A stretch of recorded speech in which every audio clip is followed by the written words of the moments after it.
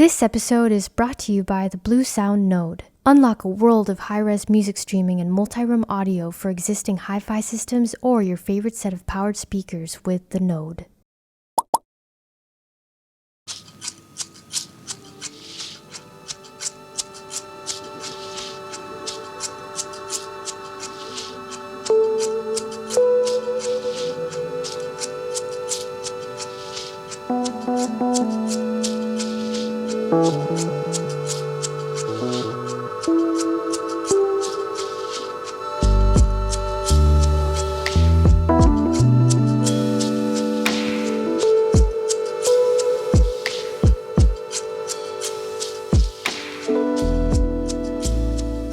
So, I am a minimalist at heart.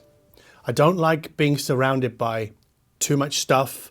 I don't like having an excess of clutter. And I like my living spaces to look clean, simple, and almost connote a sense of calmness or serenity. Unfortunately, minimalism sits at odds with getting good sound from a loudspeaker system. A room with exposed hardwood floors and lots of very bright white but very hard walls sounds absolutely awful if left untreated. And you probably heard a little bit of that in our last video right at the start when I was talking to camera in this room as an empty room.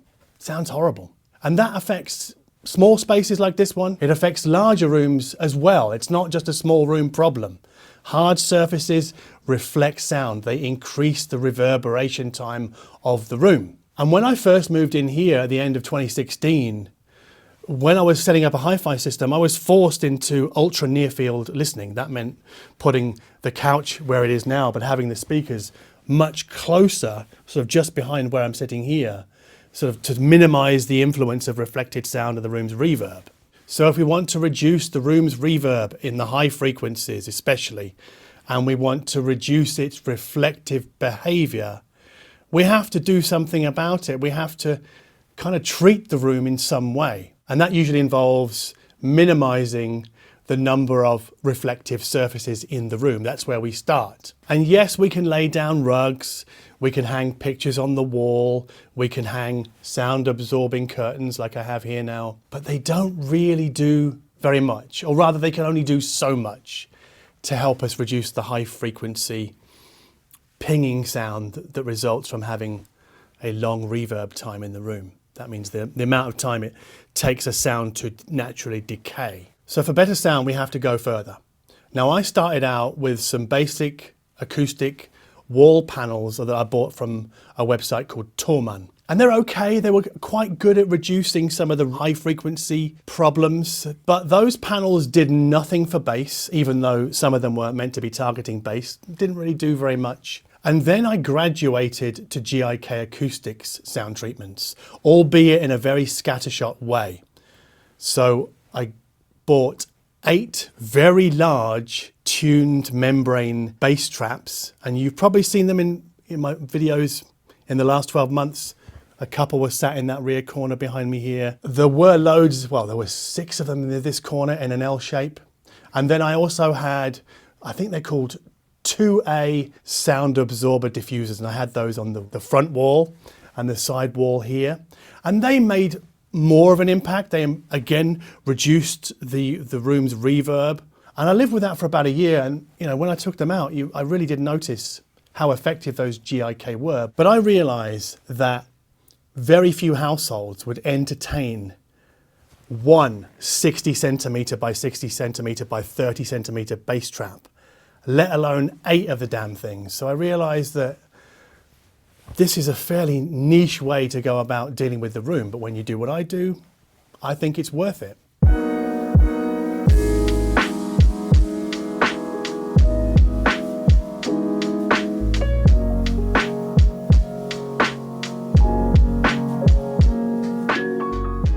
Now, what about room correction software like Room Perfect that we've seen recently, or Dirac that we saw last year? What can they do?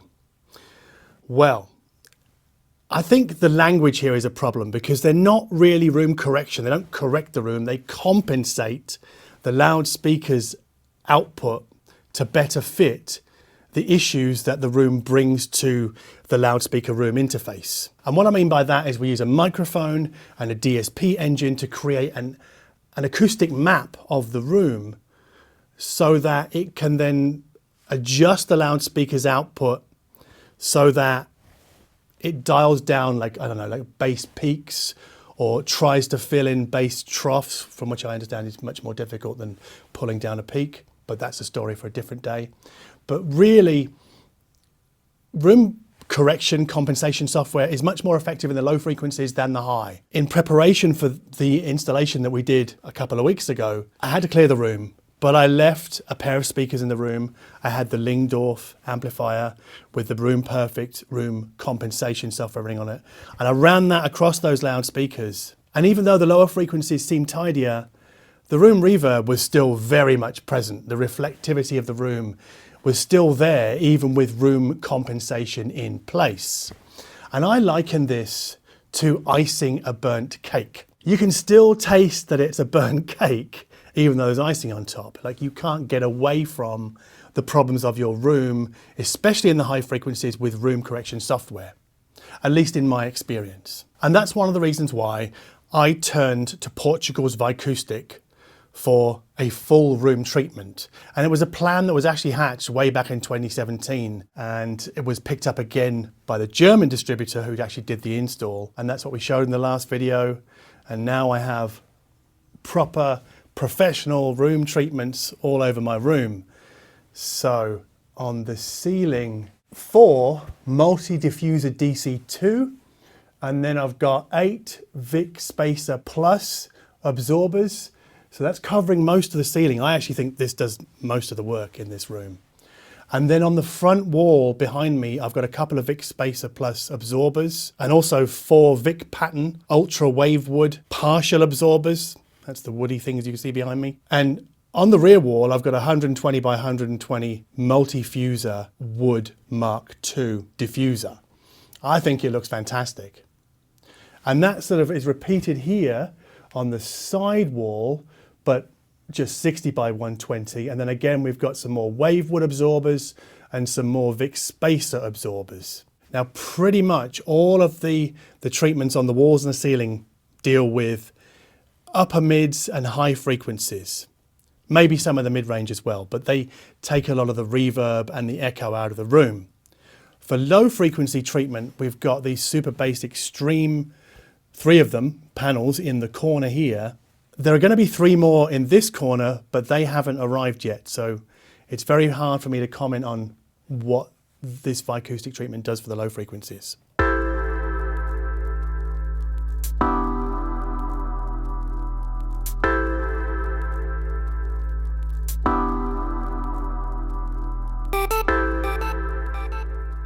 Now you might be wondering, why did I do this?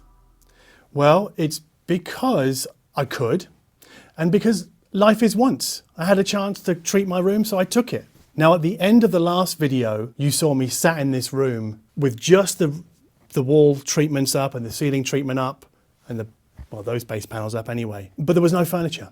There was no hi-fi system. So obviously I couldn't comment on what these treatments had done for the sound of my hi-fi system. But I've been living with it now for almost 2 weeks, and I have to strike now because obviously there's no way for me to, well, not very easily take all of this down and then do an A/B comparison. So I have to really just do the A/B based on how it sounded before compared to now. And I did this assessment with 3 different loudspeaker systems. So the Vivid Kaya S12 with the KEF KC62 sub. Then I swapped out the Vivid for the KEF LS50 Meta for an all KEF subsat system. And then lastly, I put in what you see behind me now, which is a pair of Golden Ear BRX and their matching Force Field 3 subwoofer. So I used those to kind of really get a feel for what was going on in this room. So number 1, the high frequency reverb that plagued this room, even with, I gotta say, with the GIK panels in place, seems to have been eradicated, or at least dialed down, way down. Number 2, and this came from watching a lot of TV as well as playing music, is that voices now seem to be conveyed with a much richer tonality, especially male voices. Number 3, The soundstage now goes back a little bit further. Not dramatically, it doesn't blow out the front wall or anything dramatic like that, but it does, yeah, it's taken a step back. And that has also had the knock-on effect of improving soundstage depth just a little bit. Number 4, stereophonic specificity. That's like where sounds are placed on the soundstage, has definitely been kicked up a notch. And number 5, airy recordings, you know, those with lots of room information, now sound airier. It's like there is a better sense of the recording space in which they were made, but obviously not for electronic music because that doesn't have a recording space. But for the other stuff that I listen to, like the Tom Waits and the Lou Reeds and things like that, which, yeah, I listen to all the time, definitely, yeah, airier. But my overall feeling is this, is if this were a 10 grand amplifier or DAC, and that amplifier or DAC did what this room treatment did, people would be falling over themselves to buy it and to praise it and to scream night and day and blows this out of the water on forums.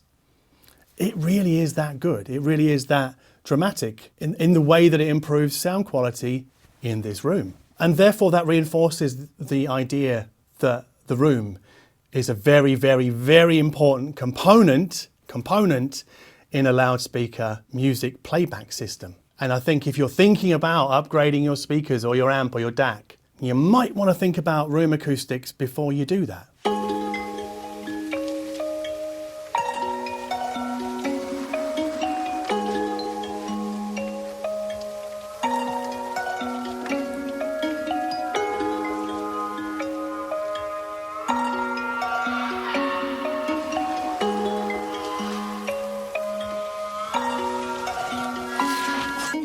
That's sound quality. What about looks?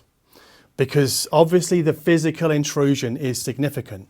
And I was really worried about this going into this project. And I was a little bit concerned that the full Vicoustic treatment would turn my lounge room into a sound lab. And it kind of has. But for me, the room looks neater and tidier than it did before. Maybe because my approach previously to room treatment was a lot more sporadic and scattershot, and maybe this is just a lot more emphatic. The lines are nice and clean. I don't think many of the panels really kind of jump out at you, although I am gonna, I think, change the white absorbers on the front wall to green. I think I'm gonna do that. So you can do that, you can pick different colors. But for me, the finished result here means this room looks smarter, it looks less cluttered, and it feels a lot calmer. And that means somewhat of a slight return to my minimalist preferences. So my record collection has been returned to this room. It's still in Kallax units, but I've put those on plant rollers so I can move it around a little bit more. So they're lifted off the wooden floor a little bit to expose wooden floor down the side. I've pulled up one rug and introduced it to the recycling bin in the cellar. I think eventually I'm going to take up both of these other rugs and recycle those, and then just buy a new green rug and have that just sit right in front of the loudspeakers and in front of the couch. So then there'll be more exposed wooden floor in this room, which I really like. And I can do that because the Vicoustic room treatments are now doing the heavy lifting in making the room sound good, and I don't actually necessarily need to have the rugs down or even the CDs along the back wall. Those are now upstairs on the landing. But we're not quite done yet. We've got an issue with some of the ceiling panels that can fall down during the night. So I wake up to like a panel and I have to stick back up to the ceiling. So we've got to find a better long-term solution for that. There's bass traps that still need to go in this rear right corner over here. Yeah, so there's still work to do, and I guess that's the point with any room. There's always work still to do when it comes to acoustics. You're never done. You're never finished. It's an ongoing process. Domestic environments like this will always be incomplete. They will never ever be perfect. But this room is now as close to perfect as it's ever been. And the way I see it is that the glass here is more than half full. So if you like this video, please hit the like button down below. If you like my attitude towards hi-fi, high-end audio in that I see the room as a component in a hi-fi system, then please subscribe to this channel. And as always, thank you ever so much for watching.